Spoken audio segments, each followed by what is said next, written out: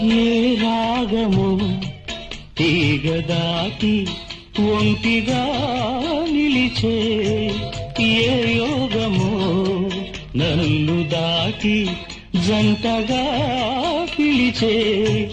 ఏ మూగ భావాలో అనురాగ యోగాలై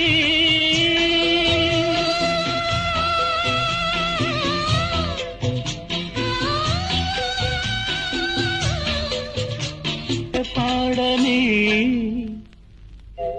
రవివర్మకే అందని